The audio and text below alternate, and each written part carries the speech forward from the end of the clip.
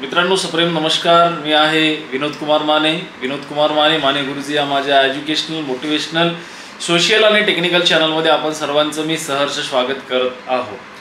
मित्रांनो, आज पुन्हा एक नवीन विषय आणि नवीन विषयाला अनुसरून आजचा व्हिडिओ जो आहे तर मी हा तयार करत आहे.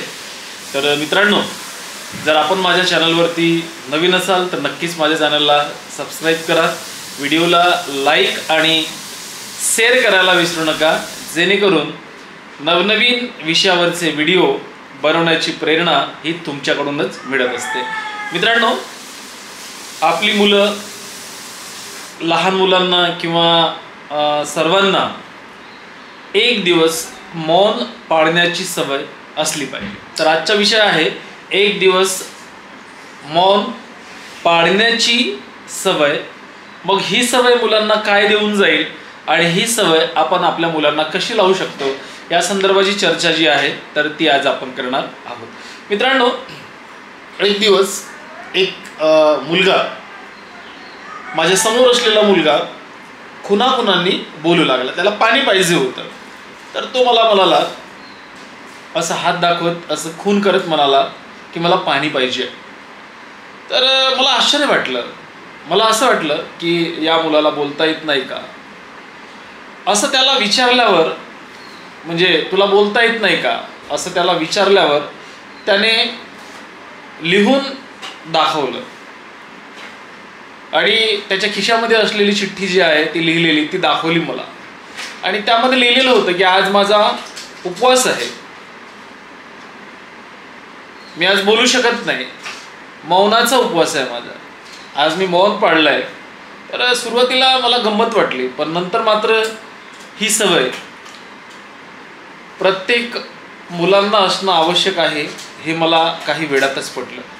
खरं तर प्रत्येक मुलांनाच काय तर सर्वांना आठवड्यातून एकदा किंवा महिन्यातून एकदाही संपूर्ण दिवस मौन पाळता येणं आणि ही सवय प्रत्येकाला असणं आवश्यक आहे.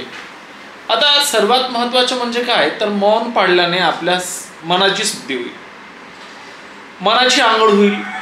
एवढंच नाही तर शरीराच्या स्वच्छतेप्रमाणेच मनाची स्वच्छताही महत्त्वाची आहे. जेव्हा आपण मौन पाळतो ना तर तेव्हा मनात साठवलेल्या कितीतरी आवश्यक गोष्टी स्वतःहून मनातून बाहेर पडायला लागतात, ज्या मनामध्ये साचलेल्या असतात. आणि ही प्रक्रिया तेव्हाच होते जेव्हा आपलं मन जे आहे तर ते मन शांत झालेलं असतं. तर मित्रांनो, ही सवय मुलांना काय देऊन जाईल, या सवयीमुळे काय घडेल तर ते आपल्याला बघायचं आहे. तर एकंदरीत सर्वात प्रथम जर आपण पाहिलं तर यामुळे काय होईल, मुलं शांत होतील. शांत बसण्यामध्येही एक प्रकारचा वेगळा आनंद आहे, हे मुलांना कळत नाही. या सवयीमुळे मुलांना त्यातला आनंद समजेल आणि मुलांना स्वतःवर नियंत्रण प्राप्त करण्याचा आनंद प्राप्त होईल. कारण नसताना आपण किती बोलतो हे समजेलच मुलांना. पण त्यापेक्षा महत्त्वाचं, आवश्यकता नसतानाही मी बोललो नाही, यामध्ये मी माझ्या मनावर विजय मिळवला, ही भावना दृढ होत जाईल. मित्रांनो, मुलांच्या मनात विचार प्रक्रियेला चालना मिळत नाही, कारण जेव्हा आपण बोलतो तेव्हा आपोआप मनातले विचार कमी होतात. पण जेव्हा शांतपणे मौन साधलं जातं त्यावेळेला आतमध्ये योग्य प्रकारच्या विचार प्रक्रियेला चालना मिळते. आणि त्याबरोबर स्वतःशी संवाद साधणं किती आवश्यक आहे हे मुलांना समजले. फक्त संवाद साधणं महत्त्वाचं नाही, तर तो संवाद कसा साधावा हेही समजून सांगणं महत्त्वाचं आहे. या सर्वांचा परिणाम आपल्या मुलांमधील आध्यात्मिक शक्तीची जाणीव देईल, जी जितक्या लवकर होईल तितकं त्यांच्या जीवनामध्ये शांती आणि समाधान येऊ शकेल. आता ही सवय आपल्या मुलांना कशी लावता येईल तर मित्रांनो, घरात सर्वांनीच महिन्यातून एक दिवस हा उपवास करा आणि मग ते बघून मुलांनाही वाटेल की मी सुरुवात करावी. कधी कधी पूर्ण दिवस शांत राहणं किंवा एक शब्दही न बोलणं हे शक्य वाटत नाही.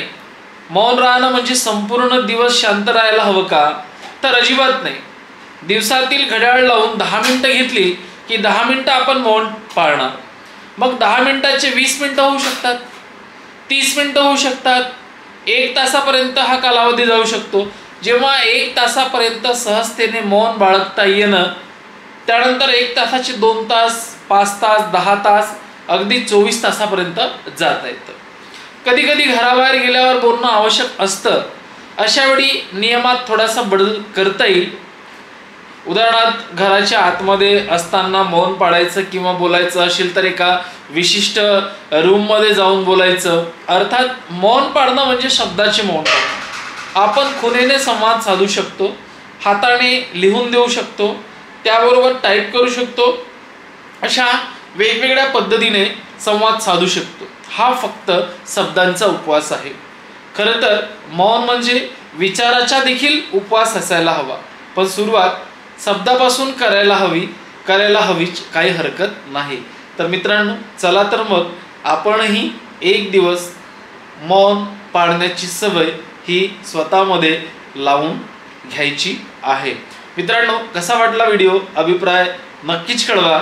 आणि आपण जर माझ्या चॅनलवरती नवीन असाल तर नक्कीच चॅनलला सबस्क्राईब करा, व्हिडिओला लाईक आणि शेअर करायला विसरू नका. धन्यवाद मित्रांनो.